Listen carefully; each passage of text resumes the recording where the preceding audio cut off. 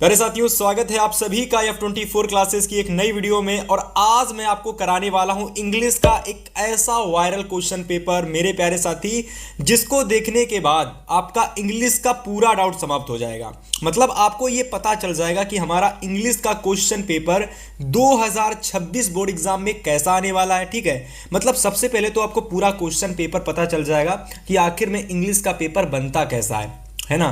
दूसरी चीज आपको पता चलेगी ऐसे क्वेश्चन जो कि 100% आपके पेपर में आने वाले हैं। मतलब ये वह क्वेश्चंस है जो मैंने प्रीवियस ईयर के सारे क्वेश्चंस है, इसमें ये समझ सकते हो कि प्रीवियस ईयर के क्वेश्चंस ही आपके बोर्ड एग्जाम में आते हैं, है ना।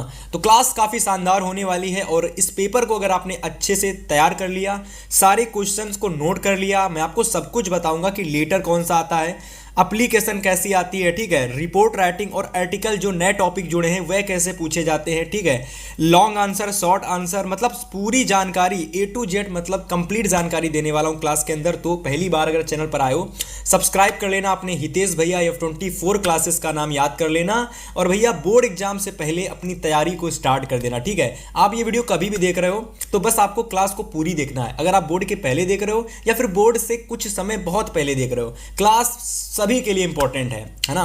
पूरी वीडियो देख लेना, इंग्लिश का पूरा डाउट क्लियर हो जाएगा, ठीक है। तो चलिए सबसे पहले अगर मैं बात करता हूं तो रोल नंबर यहां डाल देंगे आप लोग। आपको रोल नंबर फिल करना होता है पेपर में, यहां आपको नाम डालना होता है, बेसिक जानकारी है, ठीक है।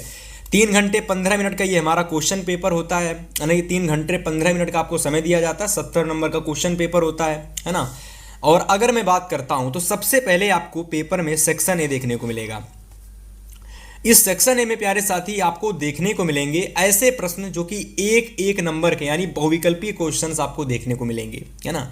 दूसरी इंपॉर्टेंट चीज कि ये जितने भी आपके क्वेश्चंस होते हैं बहुविकल्पीय वाले, इन सभी का आंसर आप लोगों को OMR सीट में देना होता है, ठीक है। तो इस बात को आप लोग समझ लेना कि इनका आंसर आपको क्या होता है कि OMR सीट में देना होता है। मतलब आपको OMR सीट दी जाएगी, उस OMR सीट में आपको सारे क्वेश्चंस का आंसर आपको देना है ना। टोटल आपके 20 नंबर के MCQ आते हैं, तो डेफिनेटली मैं आपके 20 के 20 नंबर क्लियर करा दूंगा। एक एक क्वेश्चंस को भाई अच्छे से देखना। चलिए सबसे पहले बात करते हैं अपने पहले क्वेश्चंस की। अगर मैं अपने पहले प्रश्न की बात करता हूं तो हमारा पहला प्रश्न है कि read the following passage carefully, है ना। आगे पढ़िए आप लोग। कह रहा है कि read the following passage carefully and choose the correct option to answer the questions that follow. मेरे प्यारे साथी, यहां पर आप लोगों को एक पैसेज दिया जाता है, ठीक है, आपके पेपर में। तो देखिए आपके पेपर में सबसे पहला जो क्वेश्चन आता है वो पैसेज का आता है, ठीक है। अब देखो पैसेज का करने का मैं आपको एक फर्स्ट मतलब कैसा, तो चलिए पहला क्वेश्चन आपको क्या आता है पेपर में, तो पहला प्रश्न आपका पैसेज का आता है, ठीक है। अब देखिए पैसेज की अगर मैं बात करता हूं तो देखिए पैसेज में एकदम सिंपल तरीका होता है कि पैसेज को आपको किस तरीके से करना हो। मैंने बहुत बार आपको बताया है कि सबसे पहले जो भी पैसेज होता है इसको आपको नहीं पढ़ना है। सबसे पहले इसके जो प्रश्न होते हैं, क्वेश्चंस होते हैं, सबसे पहले आपको उनको पढ़ना है, ठीक है। तो चलिए भाई देखते हैं कि इसके क्वेश्चंस कैसे पूछे गए हैं। तो चलिए यहां पर अगर मैं बात करता हूं प्यारे साथियों, तो देखिए यहां पर हमारा जो पहला क्वेश्चन है, ठीक है, 1 नंबर का ये हमारा क्वेश्चन है। और पहला क्वेश्चन हमारा कि वेयर इज हिमालय सिट्यूटेड, यानी जो हमारा हिमालय है, ठीक है, हिमालय कह लो या फिर हिमालय। तो कह रहा है कि हिमालय कहां पर सिट्यूटेड है। तो पहला प्रश्न मैंने पढ़ लिया, ठीक है।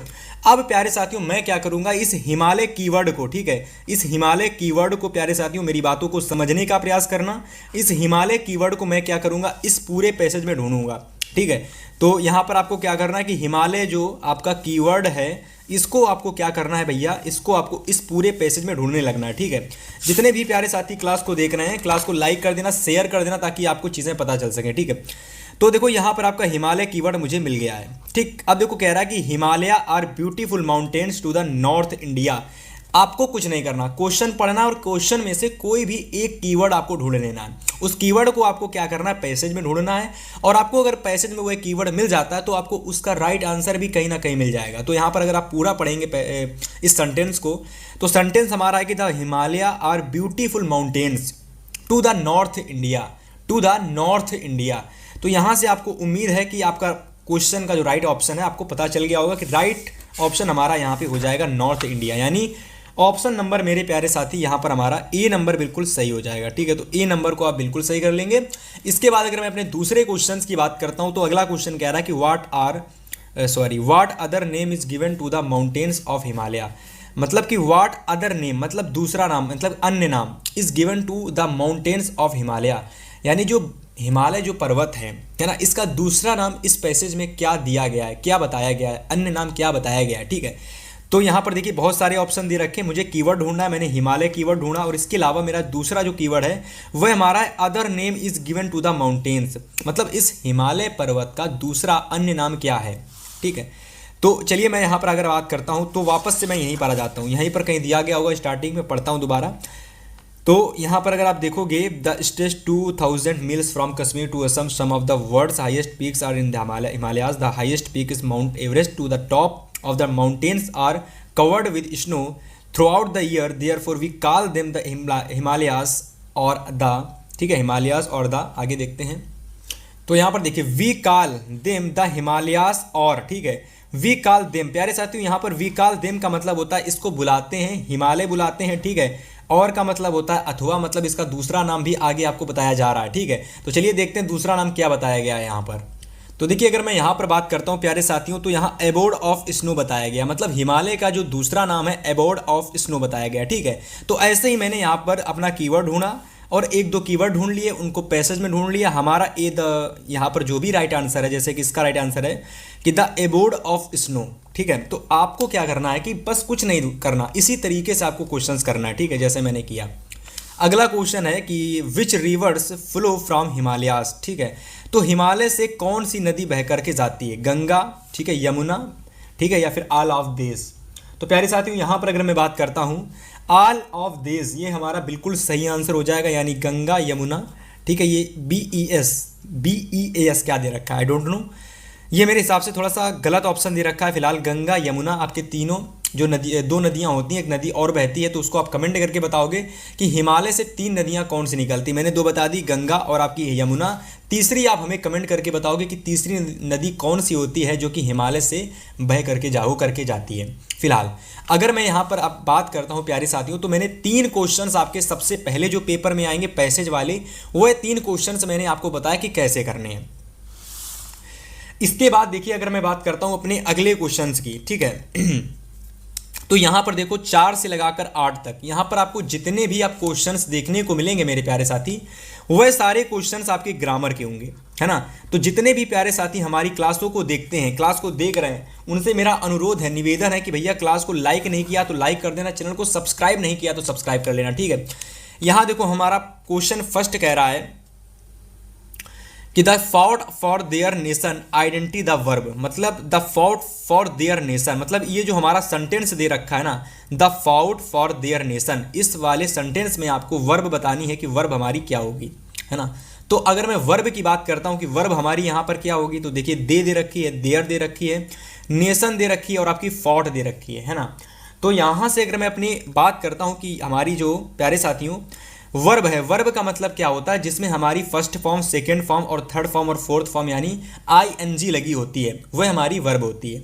तो यहाँ पर अगर मैं वर्ब का मतलब मेन वर्ब, जिसमें ING third form second form लगी होती है। ठीक है, तो अगर मैं यहाँ पर बात करता हूँ फॉट की, तो फॉट हमारा बिल्कुल सही आंसर हो जाएगा, क्योंकि यहाँ पर देखोगे फॉट में आपकी फाइट का क्या होता है, फाइट का थर्ड फॉर्म फॉट होता है कि नहीं होता, तो यहाँ पर हमारा राइट आंसर फॉट हो जाएगा। ठीक है, इसको आप इस तरीके से कर सकते हैं। 5वां प्रश्न कह रहा है she put the pen her pocket. अब देखो ये हमारा क्वेश्चन प्यारे साथियों प्रीपोजिशन का, ये हमारा क्वेश्चन है, ठीक है, प्रीपोजिशन का। तो यहां पर आपको प्रीपोजिशन भरना है कि आपकी प्रीपोजिशन यहां पर क्या होगी। ठीक है, प्रीपोजिशन आपकी इन होगी कि इनटू होगी कि एट होगी कि आपकी ऑन होगी। बहुत ही ज़्यादा रिपीटेड और बहुत ही ज़्यादा इंपॉर्टेंट क्वेश्चन है आपका ये, उम्मीद है आप इसको कर पाएंगे। राइट आंसर आप लोग बी को यानी इनटू को बिल्कुल सही लगा लेंगे, तो ये आपका बी नंबर बिल्कुल सही हो जाएगा। ठीक है, चलिए आगे बात करते हैं क्वेश्चन नंबर 6 की। 6 नंबर क्वेश्चन कह रहा है, तो प्रश्न नंबर 6 कह रहा है कि he went to the market to buy some books, he went to the market to buy some books, मतलब प्यारे साथियों यहां पर आपको क्या करना है कि वह क्या करता है, वह क्या मतलब वेंट में go went gone second form लगी हुई है, मतलब जा रहा है कहीं पर। ठीक है, मतलब जाता था या फिर गया है, तो आपको पता चल जाता है ये हमारा पास्ट में है और इसको बदलना किस में, change into present perfect tense में। तो प्यारे साथियों पहला क्वेश्चन आपको देखने को मिलेगा ग्रामर सेक्शन से, जो कि आएगा वर्ब को ढूंढने का, एडजेक्टिव को ढूंढने का। दूसरा क्वेश्चन पेपर में आएगा प्रीपोजिशन ढूंढने वाला, ठीक है। तीसरा प्रश्न आपके पेपर में आएगा जिसमें आपको एक सिंपल सा सेंटेंस दे देगा कोई भी, और उस सेंटेंस को कहेगा भैया कि इस पर्टिकुलर सेंटेंस को आपको पास्ट में बदल दीजिए, प्रेजेंट में बदल दीजिए, फ्यूचर में बदल दीजिए। पास्ट कॉन्टिन्यूअस में, प्रेजेंट कॉन्टिन्यूअस में, प्रेजेंट परफेक्ट कॉन्टिन्यूअस में, फ्यूचर परफेक्ट में, फ्यूचर कॉन्टिन्यूअस में, फ्यूचर टेंस में।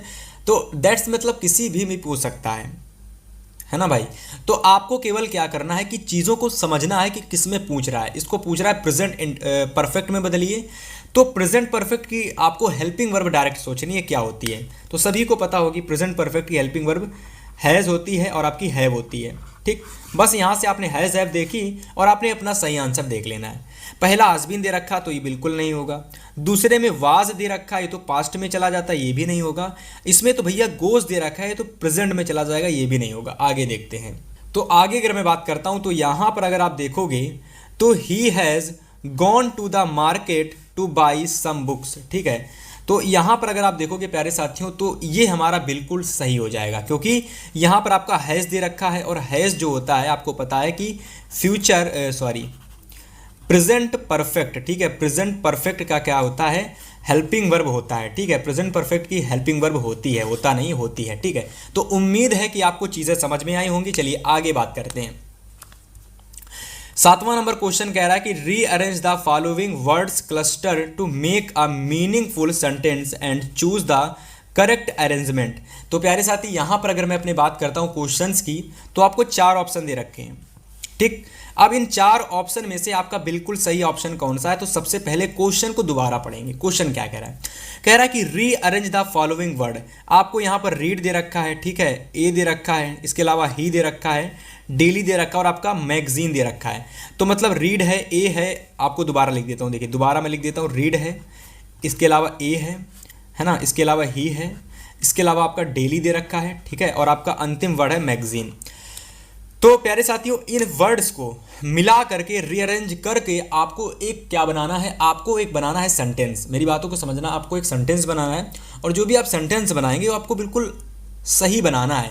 गलत सलत चीज़ों को रख दोगे तो नंबर कट जाएंगे। आपको क्या करना है कि सब्जेक्ट रखना है, फिर आपको हेल्पिंग वर्ब रखना है, आपको चीज़ें पता होनी चाहिए, फार्मूला कैसा होता है, मेन वर्ब रखना है, फिर आपको अदर वर्ड रखना है, फिर आपको ऑब्जेक्ट रखना है, ठीक है।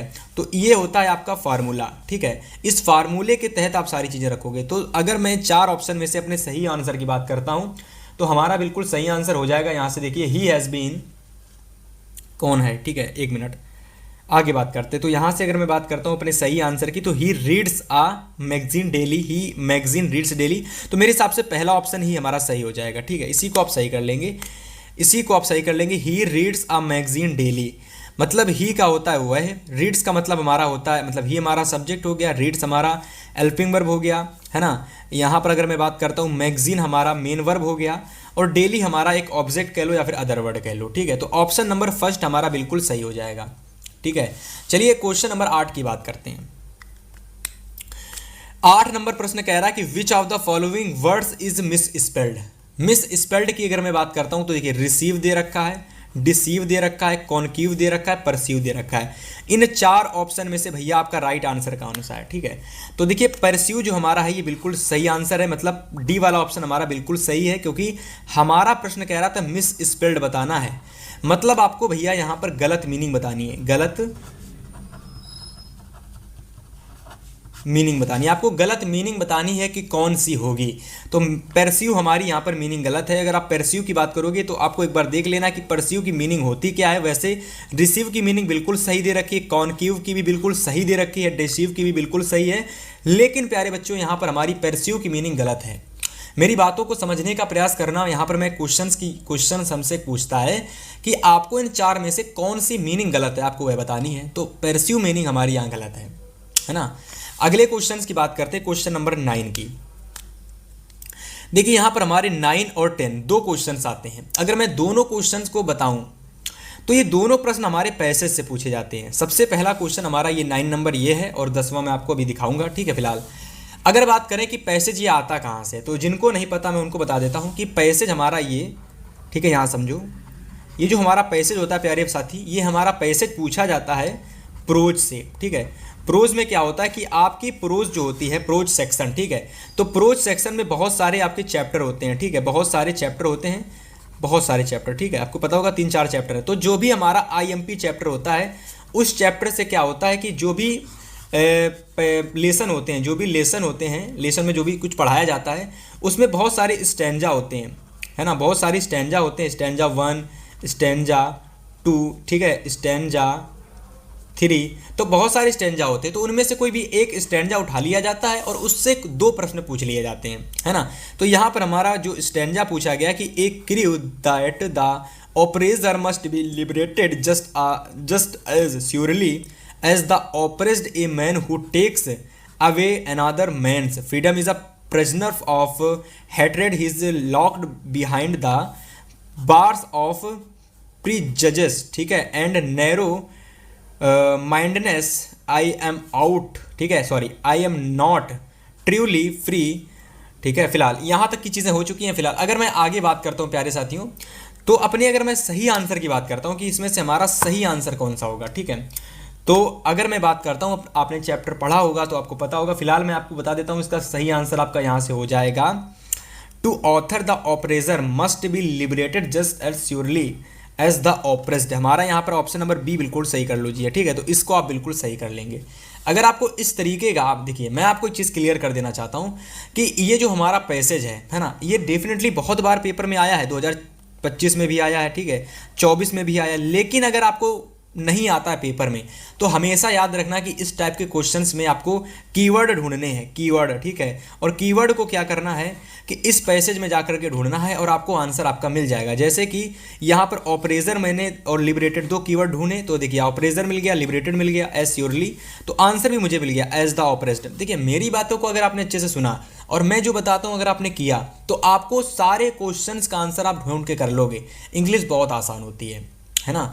तो उम्मीद है कि यहाँ पर आप लोग इस तरीके से कर लेंगे। अगर आपको चीज़ें नहीं आती हैं, कीवर्ड ढूंढेंगे, कीवर्ड ढूंढोगे जाकर पैसेज में, सबसे पहले तो प्रश्न पढ़ोगे, फिर प्रश्न में कीवर्ड ढूंढोगे, और आपको जब प्रश्न में कीवर्ड मिल जाते हैं, ठीक, तो तुरंत जाकर के पैसेज में से आपको कीवर्ड ढूंढ लेने हैं और उन कीवर्ड के ज़रिए आपको अपना आंसर पता चल जाएगा, ठीक है। चलिए तो बात करते हैं अगले क्वेश्चंस की, ठीक है। फिलहाल इतने क्वेश्चन समाप्त हो चुके हैं। अब चलिए बात करते हैं क्वेश्चन नंबर 10 की। चलिए भैया 10वें नंबर प्रश्न की अगर मैं बात करता हूं, तो हमारा 10वां नंबर क्वेश्चन कह रहा है कि who according to Mandela is not free. तो देखो ये वाला प्रश्न हालांकि आप लोगों को पैसेज से ही ढूंढ कर करना है, ठीक है, पैसेज में जाना, कीवर्ड ढूंढ लेना, ठीक है, और आपको आपका आंसर मिल जाएगा। फिलहाल मैं आपको डायरेक्ट इसका आंसर बता देता हूँ कि इसका बिल्कुल सही आंसर आपका हो जाएगा एज द ऑथर, ठीक है, एज द ऑथर। तो who according to Mandela is not free, किसके अकॉर्डिंग जो मंडेला थी वह फ्री नहीं थी, तो वह ऑथर के अकॉर्डिंग मंडेला फ्री नहीं थी, तो आंसर आपका यहाँ से ये हो जाएगा, ठीक है। चलिए आगे बात करते हैं क्वेश्चन नंबर 11 की, 12 की और 13 की, ठीक, 11 नंबर, 12 नंबर और आपका 13 नंबर, ठीक है। तो जितने लोग क्लास को देख रहे हैं सभी लोगों से अनुरोध है, निवेदन है मेरे प्यारे भाई, आपको एक काम कर लेना है। अगर आप लोग चाहते हो ना कि मुझे बोर्ड एग्जाम में, प्यारे साथी भैया जी, मुझे 90+ नंबर लाने हैं, लेकिन हमारे पास समय बहुत कम बचा हुआ है, मुझे ऐसा लगता ही नहीं है कि मैं इतने कम समय में बेहतर स्कोर कर सकता हूँ, लेकिन मेरे प्यारे भाई इंग्लिश हो, मेरी बातों को सुन लेना 1 मिनट, आपका अगर बस 1 मिनट मुझे देना, मैं बहुत इंपॉर्टेंट चीज़ बताने वाला हूँ। देखिए आप अगर इंग्लिश की बात करते हैं, ठीक है, अगर मैं मैथ की बात करता हूँ, ठीक है, वहीं अगर मैं बात करता हूँ हिंदी की, अगर इसके अलावा अगर मैं बात करता हूँ प्यारे साथियों सोशल साइंस, जो कि क्लास 10 का एक विषय होता है, ठीक है, इसके बाद अगर मैं साइंस की बात करता हूँ, ठीक है, तो एवरी सब्जेक्ट आप में 90+ ला सकते हो। बस 90+ लाने के लिए 2 चीज़ें ज़रूरी हैं। पहली चीज़, आपके पास होना चाहिए स्टडी मटेरियल। स्टडी मटेरियल के मतलब तैयारी करने के लिए आपके पास कुछ मटेरियल होना चाहिए, ठीक है, मटेरियल आपके पास कुछ होना चाहिए, कुछ ना कुछ पढ़ने के लिए होना चाहिए। तो आप लोग जहाँ से तैयारी करोगे, है ना, तो मेरी पूरी टीम ने मिलकर के प्यारे भाई आपके लिए ई बुक रेडी कर दी है। अब भैया ई बुक क्या है मैं आपको बता देना चाहता हूँ। ई बुक एक तरीके से आप लोगों की PDF फॉर्म में एक बुक होगी, एक PDF फॉर्म में एक नोट्स होगी, PDF फॉर्म में एक नोट्स होगी, जिसको हमने नाम दिया है ई बुक। और इस ई बुक में मेरे प्यारे साथी फिर से समझना, ई बुक मैंने नाम दिया है, जिसमें आपको क्या क्या मिलेगा मैं आपको बता देना चाहता हूँ। जिसमें आपको IMP टॉपिक्स देखने को मिलेंगे। सबसे पहले आईएमपी टॉपिक्स, कौन कौन सी चीज़ें आपके पेपर में आती हैं, ठीक है। फिर उन्हीं चीज़ों को बना करके आपसे बताए जाएंगे 100+ एमसीक्यू, 100+ एमसीक्यू या फिर 200+ एमसीक्यू। और अगर आपने ये 200+ एमसीक्यू तैयार कर लिए हर एक ई बुक के, तो मान लीजिए 20 में 20 नंबर आपके पूरे फिक्स एकदम पक्के। क्योंकि मैंने जो यहाँ पर समय दिया ना ई बुक में पूरी तैयार करने में, मेरी पूरी टीम ने, भाई साहब हर एक साल के पीवाईक्यू उठाए हैं, हर एक साल के 22, ठीक है, 23, 24, 25, हर एक साल के पीवाईक्यू से सारे ई बुक रेडी हुई है, जिसमें आपको important topic, IMP, long questions, ठीक है। आपको देखिए 200+ एमसीक्यू तो दिए ही दिए जाएंगे उसमें, IMP long questions, IMP short questions, ठीक है। मतलब आपको कंप्लीट चीज़ें दी जाएंगी। प्राइस कितना रहेगा भैया? प्राइस क्या 100 रुपये है हर एक सब्जेक्ट का? नहीं मेरे प्यारे भाई, 100 रुपये नहीं है, ना तो भैया 150 रुपये है, ना तो 50 रुपये है, और ना बिल्कुल मिनिमम अमाउंट। अगर आपको इंग्लिश की ई बुक लेनी है मेरे प्यारे भाई, तो मात्र 15 रुपये पे करके, मात्र 15 रुपये पे करके आप इंग्लिश की ई बुक ले सकते हैं। जिस भी प्यारे साथी को ई बुक लेना है, आपको डिस्क्रिप्शन बॉक्स में चेक करना है, आपको डिस्क्रिप्शन में लिंक मिल जाएगा। अगर आप ये वीडियो बहुत कम समय में देख रहे हो, मतलब जिस दिन मैंने अपलोड की है उसी दिन अगर देख रहे हो, तो भाई आपको लिंक मिलना मुश्किल है, क्योंकि काम चल रहा है ई बुक पर। आपको वेट करना पड़ेगा। आपको क्या करना है कि इस वाली वीडियो को आपको सेव करके रख लेना है, वरना इस वीडियो को आप लोगों को डाउनलोड करके रख लेना है, वरना हमारे चैनल को सब्सक्राइब करके रख लेना है। मैं आपको अपने बायो में भी, इस चैनल के बायो में भी सभी हर एक ई बुक का लिंक पड़वा दूंगा, ठीक है, जहां से आपको जो भी ई बुक लेनी है उस ई बुक को आप परचेज कर सकते हैं। हर एक ई बुक का प्राइस 15 रुपये है। और मेरे प्यारे भाई गारंटी दे रहा हूं कि अगर आपने एक बार ई बुक को परचेज करके चीज़ें तैयार कर ली, बहुत कम समय में आप 90+ ला सकते हो। और तरीका भी बताया गया है कि आपको 90+ कम समय में आप कैसे ला सकते हो, ठीक है। फिलहाल आपको इतनी चीज़ें कर लेनी है। इसके बाद ये तो हो गई कि आपको चीज़ें करनी कैसे। अगर आप चाहते हो 90+ लाना तो आप चीज़ें खरीद सकते हो। 15 रुपये में यार बर्गर भी नहीं मिलता आज के समय में, हमने तो पूरी चीज़ें आपके लिए बना दी हैं। फिलहाल अपने टॉपिक पर आते हैं। हमारा टॉपिक जो था भैया, हमारा 11 नंबर से लगाकर 13 नंबर तक क्वेश्चंस थे। अब 11, 12, 13 में कौन से क्वेश्चंस आते हैं भैया? सबसे पहली बात 11, 12, 13 में कैसे क्वेश्चंस आते, कहाँ से आते, कैसे पूछे जाते हैं? तो अगर मैं 11 से 13 तक की बात करता हूं, तो यहां पर हमारे जो क्वेश्चंस पूछे जाते हैं प्यारे साथी, ये प्रश्न हमारे आते हैं लेसन से। लेसन कहाँ, कौन से लेसन से? तो जो लेसन हमारे होते हैं प्रोज के, ठीक है, प्रोज के जितने भी आपके लेसन होते हैं, चैप्टर होते हैं, वहां से ये एक्सरसाइज से क्वेश्चंस पूछे जाते हैं, ठीक है। तो आपको क्या करना है भैया अब, कि आपको प्यारे साथियों मैं जितने क्वेश्चंस करा देता हूं, आपको उतने क्वेश्चन तैयार कर लेने हैं। सबसे पहला क्वेश्चन तैयार कर लेना है, सबसे पहला कि who is the author of the lesson madam rights the bus. Who is the author of the lesson, मतलब जो आपका ये लेसन है, the author of the lesson कौन सा? Madam rights the bus. तो ये जो हमारा चैप्टर है, लेसन है, इसके ऑथर आपके बताने कौन है, ठीक है। तो इसका बिल्कुल सही आंसर हो जाएगा वाली कन्ना, ठीक है, वाली काना, ठीक है, वाली काना हमारा बिल्कुल सही आंसर हो जाएगा। अगला प्रश्न नंबर 12 है, कह रहा है, इसका आप आंसर बताने का प्रयास करेंगे भाई। एक मिनट, एनी फ्रैंक करो पहले इसको। तो Anne Frank wants to keep our diary because. तो एनी फ्रैंक अपने पास डायरी क्यों रखती थी? तो इसका बिल्कुल सही आंसर क्या है? तो इसका बिल्कुल सही आंसर है कि she has no friend. She has no friend, ठीक है, she has no friend to talk and share her feelings. आपके पास अगर आपका कोई मित्र नहीं है, तो जायज़ सी बात है आपका अंदर ही अंदर दम घुटता रहेगा, आप अपनी बातों को किसी से शेयर नहीं कर पाएंगे, बातचीत नहीं करोगे, तो भैया काम नहीं चलेगा। आप पढ़ाई भी करो, सब कुछ करो, और आसपास के लोगों से मतलब भी रखो, क्योंकि अगर आपको चीज़ें आगे चलानी है, अगर आपको लाइफ में ग्रो करना है ना, तो आपको आसपास के लोगों से मतलब रखना होगा, उनसे बोलना होगा, उनसे आपकी लड़ाई भी होगी, झगड़े भी होंगे, हर चीज़ें होंगी, तभी जा करके आप एक बेहतर और एक अच्छे किस्म के इंसान बन पाएंगे, ठीक है। केवल बैठे रहने से, घर में पढ़ाई करते रहने से चीज़ें नहीं होती हैं, हर चीज़ करना ज़रूरी होता है, ठीक है। बोलना, बताना, सबसे इधर जाना उधर जाना, सब चीज़ें ज़रूरी होती हैं, है ना। तो आपकी अगर फीलिंग्स जो भी हैं उसके आप मतलब कि एनी फ्रेंड जो थी वो किसी से ना तो बोलती थी ना तो कुछ करती थी, वह अपनी फीलिंग्स को, अपने इमोशंस को, अपनी सारी चीज़ें जो भी दिनचर्या वाली चीज़ें होती थी, उनकी पास्ट की फीलिंग, उनकी आने वाली फ्यूचर की जो भी चीज़ें होती थी, सब कुछ वह अपनी डायरी में मेंशन किया करती थी, ठीक है। तो ये कौन मेंशन करती थी? एनी फ्रैंक, ठीक है। चलिए आगे बात करते हैं। क्वेश्चन नंबर 13 हमारा कह रहा है कि the main crop of Korg. Korg की सबसे ज़्यादा महत्वपूर्ण क्रॉप का मतलब होता है फसल कौन सी थी? तो अगर मैं कॉर्ग की बात करता हूं प्यारे साथियों, ठीक है मेरे प्यारे साथी। यहाँ से अगर मैं कॉर्ग की बात करता हूँ तो कॉर्ग में देखिए हमारी जो सबसे फेमस जो फसल होती है वो हमारी कॉफ़ी होती है, ठीक है। तो आप कॉफ़ी को बिल्कुल सही कर लेंगे। अगला क्वेश्चन नंबर 14 से 15 हमारे होंगे, यानी 14 और 15, यानी 2 क्वेश्चन हमारे होंगे। तो अगर मैं अपने 14 नंबर क्वेश्चन की बात करता हूँ तो देखिए 14 नंबर क्वेश्चन हमारा पूछा जाता है। यहाँ पर हमको एक पेपर में स्टैंजा आता है। क्या आता है? स्टैंजा, ठीक है, एक स्टैंजा आता है। तो अगर मैं स्टैंजा की बात करता हूँ कि हमारे पेपर में जो स्टैंजा आता है, इस स्टैंजा में 2 क्वेश्चंस आते हैं सबसे पहली बात। लेकिन ये स्टैंजा भैया आता कहाँ से है? तो देखो 4 लाइनों का स्टैंजा है, पोयम की तरह दिख रहा है, तो सिंपल सा है, ये आपके प्रोज सेक्शन का नहीं, पोएट्री सेक्शन का स्टैंजा है। सेम वही चीज़ पोएट्री से आपके जो भी चैप्टर्स होते हैं ना, जो भी चैप्टर्स, उसमें से जो इम्पॉर्टेंट आपके पैसेज होते हैं या फिर स्टैंजा होता है, उसको क्या कर लिया जाता है? उठा लिया जाता है और उससे आपके 2 क्वेश्चंस पूछ लिए जाते हैं। तो अधिकतर जो पहला क्वेश्चन आता है उसमें आपको कंपोज्ड लाइंस पूछा जाता है, मतलब ये 4 लाइनों को लिखने वाले कवि का, पोएट का नाम आपको बताना है कि कौन है, ठीक है। तो जैसे यहाँ पर दे रखा हु कंपोज्ड दीज लाइन्स, इन 4 लाइनों को, he hears the last voice at the night, है ना, the patrolling cars and stairs with his brilliant eyes at the brilliant stars, ठीक है। फिलहाल इस 4 लाइनों की जो पोएम लिखी हुई है, इसके अगर मैं अपने सही आंसर की बात करता हूं तो यहाँ पर हमारे लेस्ली नॉरिस हमारे बिल्कुल राइट आंसर हो जाएंगे, ठीक है। लेस्ली नॉरिस हमारे राइट आंसर हो जाएंगे, नॉरिस जी। तो चलिए ऑप्शन देखते हैं और आपको टिक लगवाते हैं। तो यहाँ पर देखिए हमारे 4 ऑप्शन दे रखे हैं, कार्ल सैंडबर्ग, ठीक है, Robert Frost, Leslie Norris, Robin Klein, ठीक है।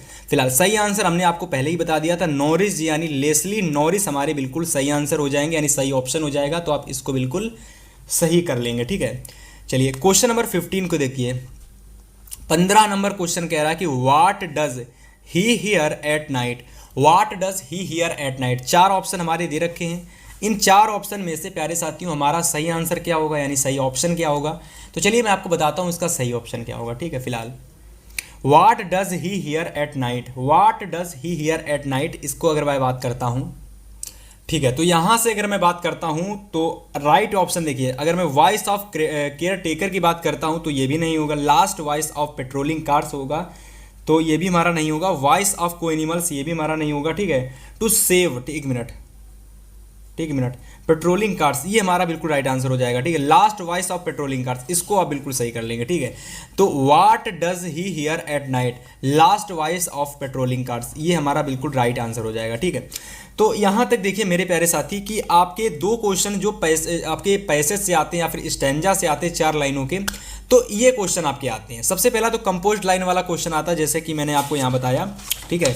यहाँ देखिए मैंने आपको बताया, एक मिनट, तो आपको मैं दिखाता हूँ, एक मिनट, कि आपके पेपर में क्या होता है कि कंपोज्ड लाइन वाला क्वेश्चन आता है। ये देखिए कंपोज्ड लाइन वाला जो क्वेश्चन आता है तो इसमें आपको ये 4 लाइनों के जो भी पोएट होते हैं, जो भी कवि होते हैं, जो भी इसको लिखते हैं, ठीक है, उनका नाम आपको बताना होता है, ठीक है। तो वह आपको कौन से थे? नॉरिस थे, लेस्ली नॉरिस, मैंने आपको बता दिया, है ना। दूसरा प्यारे साथियों क्वेश्चन क्या पूछा गया था? दूसरा क्वेश्चन आप सभी को मैंने बताया कि दूसरा क्वेश्चन मैं आपको दिखाता हूँ। दूसरा क्वेश्चन हमारा पूछा गया था कि what does he here at night, तो इसका राइट आंसर हो जाएगा last voice of patrolling cars, ठीक है। चलिए यहाँ तक की चीज़ें अगर आपको समझ में आ गई हैं तो अब यहाँ से देखिए 16 से लगाकर 20 तक की क्वेश्चंस, मतलब टोटल आपको यहाँ पर 5 क्वेश्चंस देखने को मिलेंगे। सबसे पहली बात समझना, 16 नंबर क्वेश्चन, ठीक है, 17 नंबर क्वेश्चन, 18 नंबर क्वेश्चन, ठीक है, 19 नंबर क्वेश्चन, ठीक है, और 20 नंबर क्वेश्चन, टोटल 5 क्वेश्चंस आपको देखने को मिलेंगे, है ना। और अगर मैं बात करता हूं कि ये 5 क्वेश्चन भैया जी कहां से आते हैं, तो भैया बहुत बार मैंने आपको बताया है कि आपके पेपर में सप्लीमेंट्री से भी एमसीक्यू पूछे जाएंगे और टोटल 5 नंबर के एमसीक्यू आएंगे, है ना। तो एक एक करके मैं आपको सारे एमसीक्यू बताता हूं। सबसे पहले देखिए पहला इस एमसीक्यू आप लोगों का है यहाँ से कि at Harvard Medical School Richard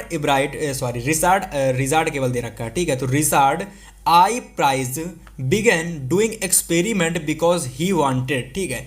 तो अगर मैं इसकी बात करता हूँ, इसके सही आंसर की बात करता हूँ प्यारे साथियों, तो हमारा बिल्कुल सही आंसर हो जाएगा यहाँ से टू सेव अदर लाइफ्स, ठीक है, इसको आप बिल्कुल सही कर लेंगे। इसके बाद हमारा अगला प्रश्न है कि which post did Ramlal hold in village, मतलब जो रामलाल था, ठीक है, रामलाल का पूरा नाम क्या था? नंबरदार रामलाल, ठीक है, नंबरदार रामलाल। तो यहाँ पर Ramlal hold in the village, कौन सी पोस्ट रामलाल ने अपने विलेज में, अपने गांव में कह सकते हो कि धारण करके रखी है, मतलब कि कौन सी पोस्ट उसको अपने गांव में मिली थी। तो सबसे पहली बात यहाँ पर सरपंच, हेडमास्टर, तहसीलदार या फिर नंबरदार। तो यहाँ पर हमारा नंबरदार बिल्कुल सही हो जाएगा, यानी उसको नंबरदार की पोस्ट उसके गांव में मिली हुई थी। ठीक है, अगला क्वेश्चन नंबर 18 है कि Tricki would take care a meal at any hour because his only fault was. प्यारे साथियों, यहाँ से अगर मैं बात करता हूँ तो जो हमारा ट्रिकी होता है, जो कुत्ता डॉग यानी ट्रिकी डॉग होता है, किसका डॉग होता है? मिस्टर किसका होता है? मिस्टर लॉजिल का, मिस्टर पंफ्रे।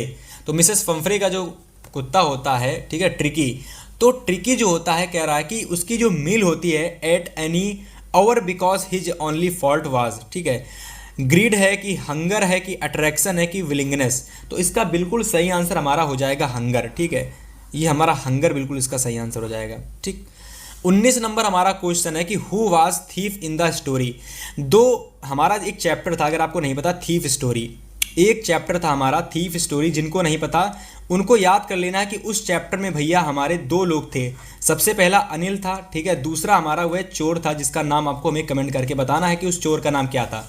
तो सबसे पहला अनिल था। ठीक है, अनिल का जो फ्रेंड होता है ना, याद करना, जो अनिल का जो फ्रेंड होता है वही चोर होता है और वही उसके साथ रहता है और वही उसके पैसे चुरा के भागता है, बाद में पैसे दे भी देता है, रख भी देता है। ठीक है, तो यहाँ पर पूछा गया है कि who is the thief in the story. Hari Singh होता है कि अनिल होता है? देखिए, सुरेश और मंगल पांडे दोनों हमारे गलत ऑप्शन, ये तो हो ही नहीं सकते। दो इस चैप्टर में नेम थे, हरी सिंह और अनिल। तो हमारा जो थीफ होता है, जो चोर होता है प्यारे साथियों, द थीफ स्टोरी चैप्टर का, वह हमारा हरी सिंह होता है। कौन होता है? हरी सिंह। तो राइट ऑप्शन आपको ए लगा लेना है। ठीक है, चलिए अगले क्वेश्चन की बात करते हैं, 20 नंबर क्वेश्चन की। तो कह रहा है कि when did mister and Mrs लोजेल return from the party. तो आप सभी को क्या करना है कि इस वाले क्वेश्चन का आंसर हमें कमेंट करके बताना है कि जो मिसेस लोजेल थी, मिस्टर और मिसेस लोजेल थे, वह लोग पार्टी ख़त्म करके उस रात कितनी देर में आए थे। उनको आपको पता होगा, मिसेस लोजेल जो थी, है ना, मिसेस जो लॉजेल थी, उन्होंने अपनी फ्रेंड का क्या मांगा हुआ था? बताइए। फ्रेंड का उन्होंने अपने नेकलेस मांगा हुआ था, और नेकलेस ये हमारा चैप्टर है। ठीक है, यानी नेकलेस चैप्टर से हमारा एमसीक्यू लिया गया है प्यारे साथियों। तो मेक श्योर इसका आंसर हमें आप कमेंट करके बताओगे, 4 AM, 3 AM, 6 AM की 8 AM।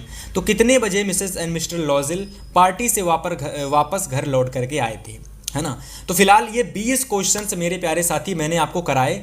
तो अगर आपने ये 20 क्वेश्चंस तैयार कर लिए तो मेरी गारंटी है कि आपको यहाँ से बहुत सारे क्वेश्चन देखने को मिलेंगे पेपर में, है ना। दूसरी इंपॉर्टेंट चीज़ कि आपको पता चल गया होगा कि पेपर में कहाँ कहाँ से क्वेश्चंस आते हैं। प्रोज से आते हैं, प्रोज का स्टैंजा आता है, ग्रामर से आते हैं, सप्लीमेंट्री से आते हैं, ठीक है, पैसेज से क्वेश्चंस आते हैं। तो A to Z MCQ की पूरी नॉलेज मुझे हो गई होगी, आपको पता है, मुझे पता है आपको हो गई होगी। और इसी तरीके से अगर आप चाहते हो कि आपको पता चले कि आपके पेपर में सेक्शन भी जो आता है प्यारे साथियों, जिसमें हमारे जितने भी क्वेश्चंस होते हैं सारे डिस्क्रिप्टिव होते हैं, जितने भी क्वेश्चंस आपके होते हैं सारे के सारे आपके डिस्क्रिप्टिव क्वेश्चंस होते हैं। तो मेक श्योर अगर आपको ये डिस्क्रिप्टिव क्वेश्चंस में भी भैया फोड़ के आना है, कि मतलब आपको सारे के सारे क्वेश्चन सही करके आने हैं, तो बस यहाँ तक कि अब चीज़ें जैसे समझी थी सेम टू सेम वैसे ही चीज़ें आपको यहाँ पर समझ लेनी है ना। तो देखिए, सबसे पहले सेक्शन भी जो हमारा डिस्क्रिप्टिव पोर्शन होता है उसमें सबसे पहला क्वेश्चन हमारा रीडिंग सेक्शन का आता है। रीडिंग सेक्शन की अगर मैं बात करता हूँ प्यारे साथियों, तो यहाँ पर हमको एक पैसेज देखने को मिलता है, एक पैसेज। तो देखिए दे रखा है कि read the following passage carefully and on the basis of your reading answer the questions given below it. ठीक, तो इस पैसेज को आपको क्या करना है, एकदम साधारण तरीके से पढ़ना है ना। जब आप पूरी साधारण तरीके से एक बार पैसेज को पढ़ोगे तो सबसे पहला काम तो कर लेना, पैसेज को पढ़ना ही मत, है ना। आप कहोगे भैया ये क्या कह रहे हो कि पैसेज को पढ़ना ही मत, तो फिर करेंगे कैसे? सिंपल है, पैसेज को पढ़ने से पहले आपको इसके जो भी क्वेश्चंस हैं उनको पढ़ लेना है। ठीक है, क्वेश्चंस को पढ़ना है, क्वेश्चन में दिए गए कीवर्ड को ढूंढना है, और जैसे ही कीवर्ड मिल जाते हैं तो इस पैसेज में आकर के आपको सारे क्वेश्चन का आंसर देना है। ठीक है, फिलहाल मैंने यहाँ पर देखिए सारे के सारे पैसेज के आंसर यहीं पर लिख दिए हैं। तो पहला क्वेश्चन है कि why are the names of Sita and Damayanti considered scared. ठीक है, तो ये देखिए इसका आंसर दे रखा है, the names of Sita and Damayanti are